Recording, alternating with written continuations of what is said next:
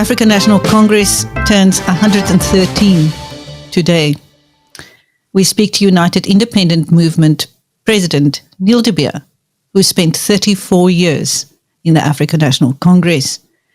Welcome, Neil. Yeah, Chris, good to be back. Happy New Year, all the happies. With the amount of people emailing us to say, when are you back? It feels good to just do the snippet. Obviously back on Sunday now, the new year, and look forward to a very busy BizNews every Sunday on this platform, keeping two things in mind. Only the truth and blatantly so. So good to see you. You too, Neil. Yesterday, Deputy President Paul Mashatile was chased out of a house in Khayelitsha. How symbolic is that of the state of the party? Yeah, symbolic and tragic. I've now seen that video go viral. And Chris, I think the mood is summarized by that one man carrying his child into his mother's house. And we now find out that the reason is that he was, in a way, abused by the security personnel. Again, Vice President Paul Mashatile's security detail in the news. And then afterwards, he tries to calm the situation and explain to the mother and to the son that he apologized.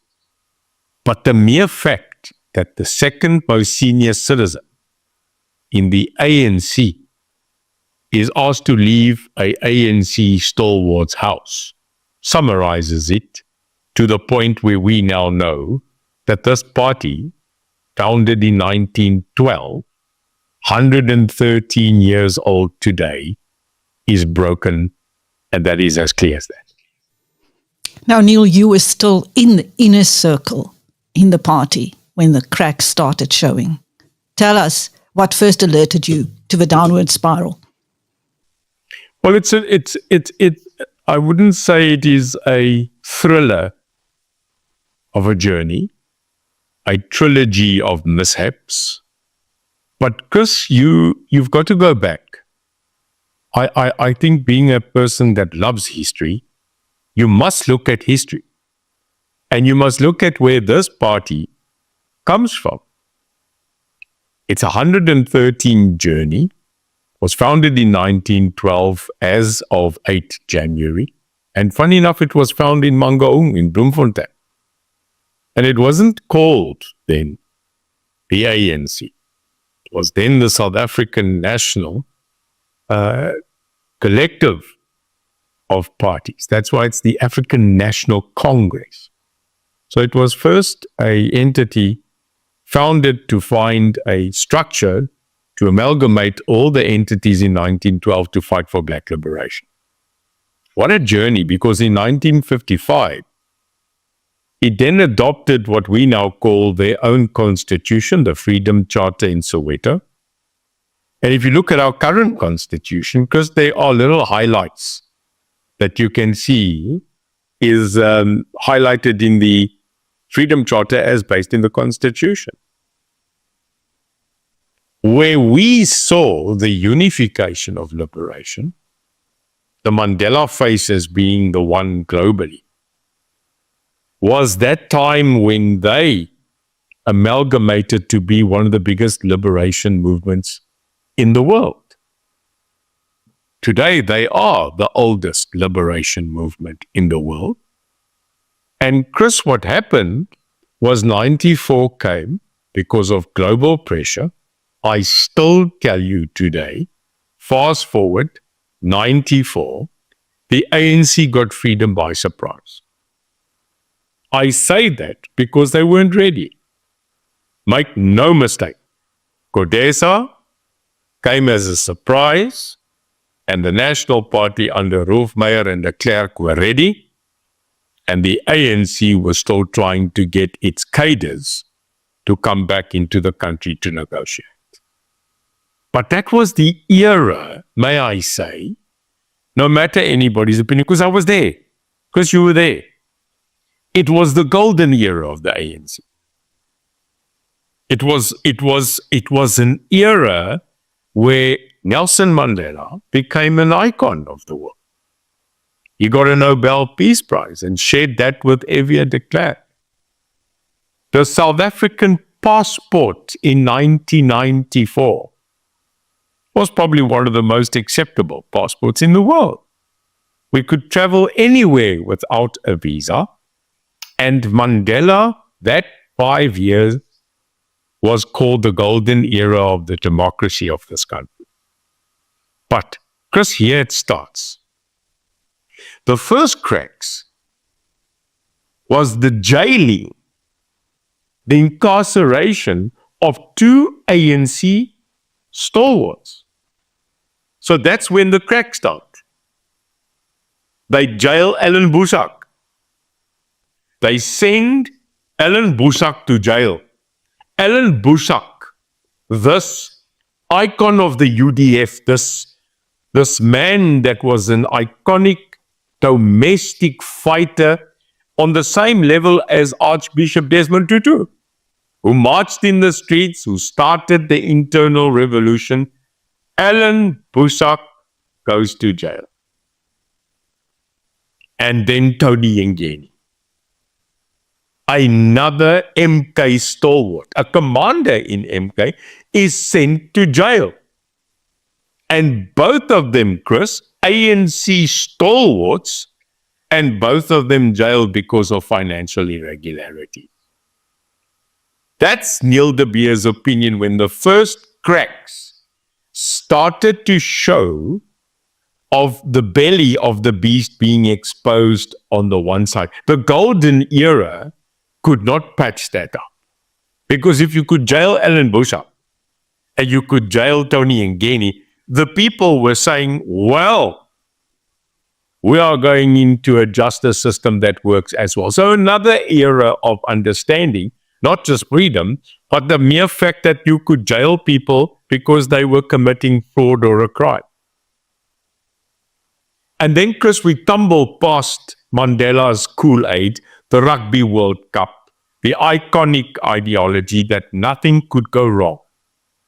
But Mandela says, I will serve one term only. And then Mbeki comes in. Mbeki takes over, Chris, the same ship. There's nothing changed in the ANC. The new captain. Please, we've got to understand that. And it's relevant today. The ANC ship has not changed. Its brand is there. The color is there. The Freedom Charter is in existence. Nothing changed of the ship, except they gave them a new captain.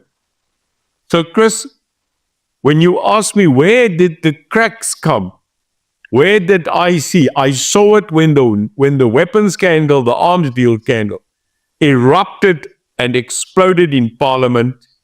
2 stalwarts go to jail, not for the same reason. Yengeni directly linked to the weapons scandal, and Alan Boesak because they said that he committed fraud, etc. I think that's where we started to see that this ANC is not just gold and merry, and that there would be problems. Now, Neil, what was the catalyst for you to turn your back on the ANC? Yeah, Chris, it's I explained that so many times to people that make no mistake, when I was a young man and I left school, I did what I did for the National Party. There's no denying that. It's my history. I went from school to the army. And I went to go fight.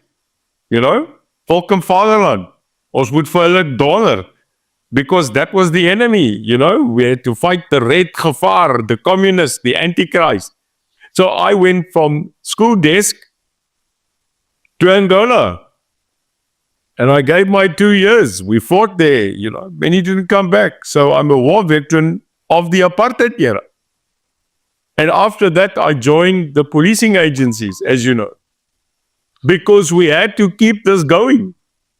Because we had to protect ourselves.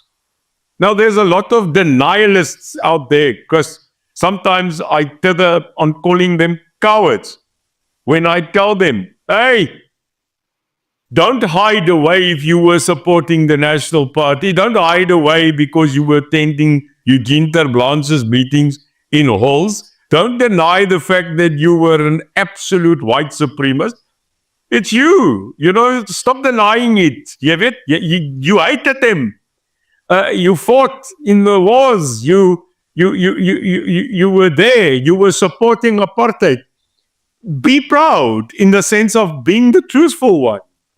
Because, Chris, what everybody now does, is they keep quiet. Het jy vir nasionale party gestem? Shush. Did you go to the AWBB meeting?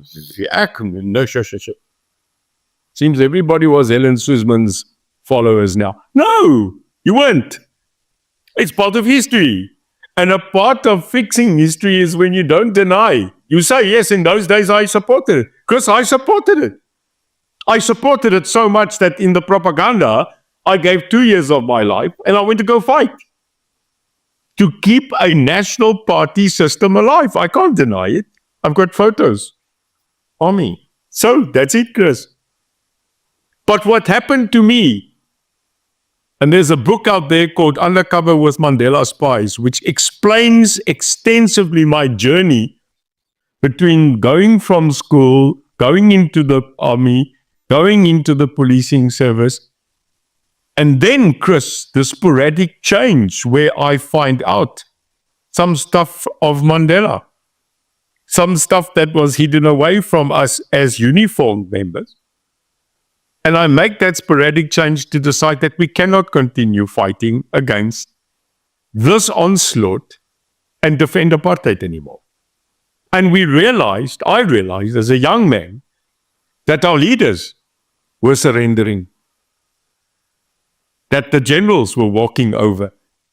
And it was my decision to then say, well, if this country de facto is going to be taken over by the ANC, to whom will the ANC speak? To whom will they talk? So if Nelson Mandela sits in a lounge and he says tomorrow morning we're going to do the following 10 laws that will affect white South Africans, Chris, to whom would he talk? Who would he ask? Who would be the reference to say, but Neil, jy's gebore op 'n plaas. You're a white South African. What do you think would happen if we do that? And that's what happened. I walked, and we joined the peaceful transition. And Chris, that was the reason I joined, because of Mandela's relationship and reconciliation. But then what happened was we went through presidents and era, and I noticed slowly but surely after Mbeki, the whole Zuma cabal slaughtered the ANC's principle. We went through Zuma, we went into Cyril, and that's when I realized, Chris, that as much as what I defended in my youth, the apartheid system, I was now starting to have to defend the ANC on basically the same scenarios of breaking the trust, breaking what they stood for, destroying the Mandela dream, and sacrificing the Freedom Charter. And again, Chris, you can say what you want. I'm a man of principle. I'm a man of honor. I am loyal to my country. And when I realized that this ANC is no longer the Luthuli House, the Mandela, the Walter Sisulu, the Thabo Mbeki era, I decided to leave and fight them. Because injustice remains injustice, no matter the color of your T-shirt or the emblem of your party. And that's why I left. Neil, okay, we've spoken about the cracks, but who or what do you think has done the most damage to the party? Who can be credited, if that is the right word, for breaking it? Oh, undoubtedly the Zuma era. Chris, interesting, when you look at the presidents, you've got to go into the inner beast. This hour we are spending today is dissecting the inner beast of the ANC, which I served 34 years in and out. You've got to first understand the beast that you hunt. Jy kan nie gaan krol visies jag en dan duikers skiet nie. You got to know what you want. You know, we used to call it know your enemy. In business now, you call it know your opposition. I know them. Oh, trust me, I know them. It was a great organization. It was a fantastic organization because we knew our enemy. You see, because for an organization to totally unify, history tells us that you first have to identify a common enemy. Once you get a populace to start focusing and joining on the focused enemy, you can then unite anything. After uniting them against the common enemy, you've got to continue spreading news, propaganda, how bad this enemy is for all, how good you are against the enemy.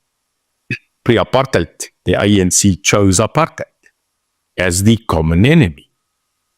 But after 94, what was the common enemy? You see, the ANC could not make the transition. Chris, here it is, on BizNews, Chris and Neil, statement. The African National Congress, in the 30 years that they now govern, could not make the transition between liberation movement fighting a common enemy to a successful government. Because the actual enemy that they needed to focus on today is poverty, the economy, and they can't do it. We had Mandela, and nothing actually happened in the Mandela era to advance the meat and potatoes. It was just, hello, thank you. That's what we had. We had Madiba. Then we had Mbeki, the massive failure of AIDS, the massive slander that HIV does not cause AIDS, the destructive failure in his term not to roll out ARVs. His distinctive attitude that he needed to run it. And I'll tell you, Mbeki was not a Democrat. He was a bureaucrat. That we know. Didn't see his term through.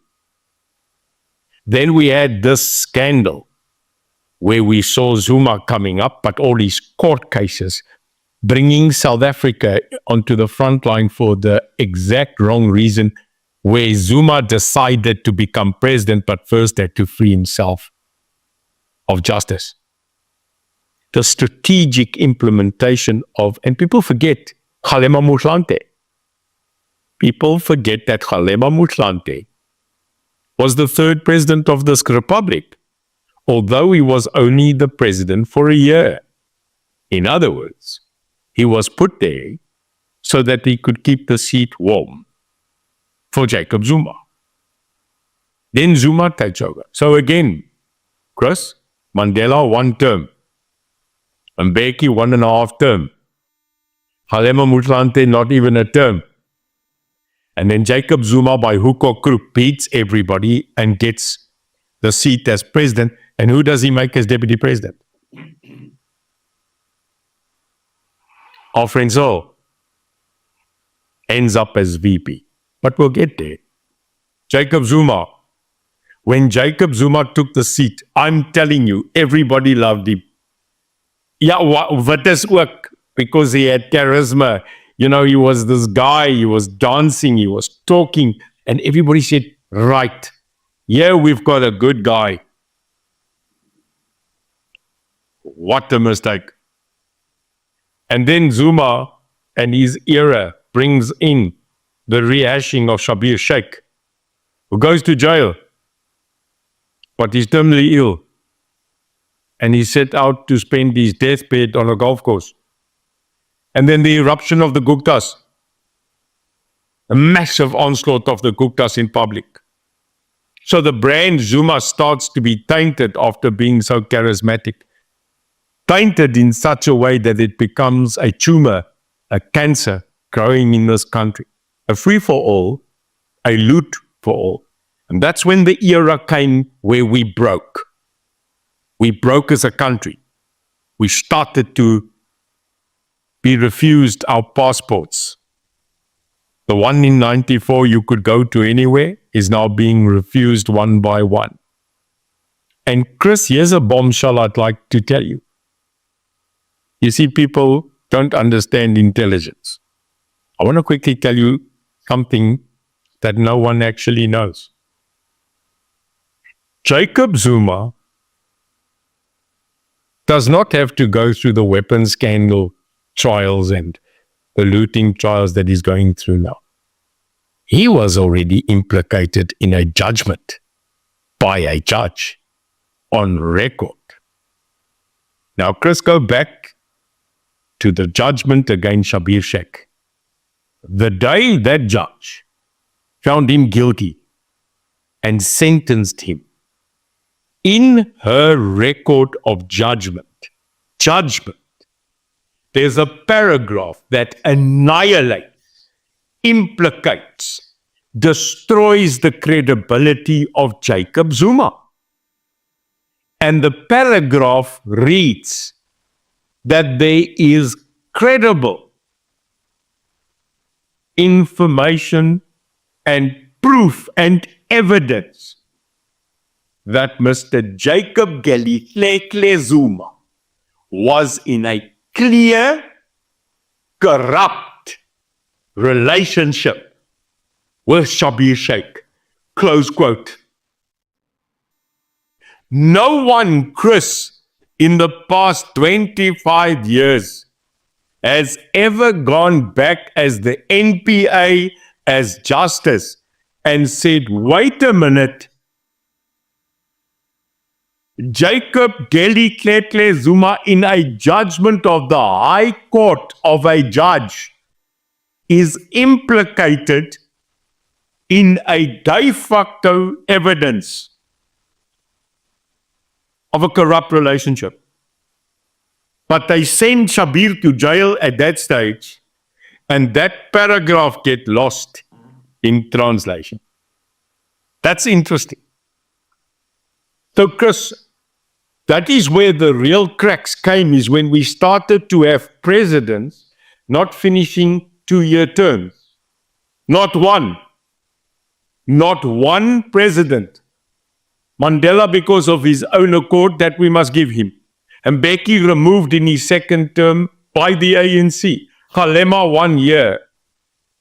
Not of his own accord, in my opinion. He was told to keep that seat. Jacob Zuma fired in term 2. Didn't see his term through. And now Cyril, I predict, might also not see 2 terms after the 2027 election. Can you believe that this ANC, 113 years, has never delivered a president that could serve the full democratic 2 terms? That's another problem, Chris. And that's shocking. People must know that. Well, the party is now not only having to fight factionalism, but also having to deal with an increasing number of voices of dissent from within the party. The latest one being that political Casanova, Tony Yengeni. It seems that the SG is on regular reprimand duty. But something like this would have been unthinkable once, Neil. It was totally unthinkable. Because can I quickly tell you from the inside of the beast? There was never there was a vote and there was an election, but there was never a contestation of the leadership of the ANC in the pre-94 era. I don't know if people know that. The African National Congress has always known clearly, crystal, who the next leader is.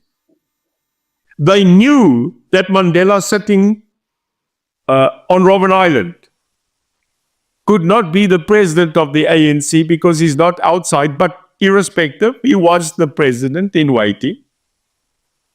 Oliver Tambo, on 3 to 4 occasions, refused the presidency, but at the end of the day, he had to take it.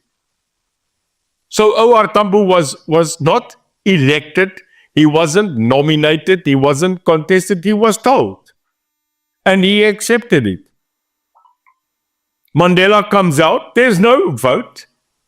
There's no conference. Mandela is the president. And then as the system went on, normally the ANC system was the vice president of the ANC becomes the president. Hence Mbeki. Not accepted by everybody, trust me. Not everybody supported that. But he became the president after Mandela. Now, Chris, right there, we break tradition. Right there, the first major political policy cracks of the party starts when suddenly there's contestation. And Mbeki is contested. And then after that, Zuma is contested, and tetra and tetra. So in the middle of democracy, the ANC suddenly had to understand this is now a democracy. And because in my opinion, because I was there was a massive problem with that. Because the comrades, the branches, the people out there that make the ANC suddenly found themselves in a scenario they had to choose. Now they had to campaign. They had to start finding strategies. And then they realized there's one thing they also need. Money. They needed money. And that brought another crack into the ANC because they were never going out there in the previous, as you know, times to contestate, to put different pictures of people on their T-shirts and to lobby and to pay people. They found themselves now there. And the question will be now that they did that, who paid them? Who were the first people approached by factions, the Zuma faction, the CR faction, the Mbeki faction? Who were they? And that brought in another facet of fiscal abuse. So, Chris, the ANC started showing itself in an unexplored road, and therefore, I can tell you one of the biggest failures of this ANC, and this is no lie, is that the three strongest bastions within the ANC that made the ANC was the Youth League, the Women's League, and MKVA, the real Umkhonto we Sizwe Veterans Association. And Chris, you had massive leaders in the ANC Youth League, the Peter Mukabas, that kind of level. But since Julius left, this is clear. This is not anything but truth. The last credible, sporadic, dynamic, crazy, out there, uncontrollable leader of the ANC Youth League was Julius Malema. And when Malema left, the Youth League collapsed. They are a non-entity. You don't hear of them. The Women's League collapsed. And Cyril Ramaphosa disbanded MKVA. And that's a fact. Without those three structures of the ANC, they will never recover, and they never have. And that is the problem you've got now. Is this ANC, let's fast forward to today, is ripped apart, it's destroyed, it's sunk, it has rust, it has enemies, it is internally and externally being slaughtered piece by piece. And that is where we are today when this new SG, Bakile Mbulula, has now risen in the past 5 days as well, Chris, as now blatantly being wanting to contest also in 2027. And that's where we are with this carcass. What they're going to celebrate on Saturday, God only knows. Thank you. That was Neil de Beer, the president of United Independent Movement, a man who spent 34 years in the African National Congress, speaking to BizNews as the ANC turns 113 today. Thank you, Neil. And I'm Chris Steyn.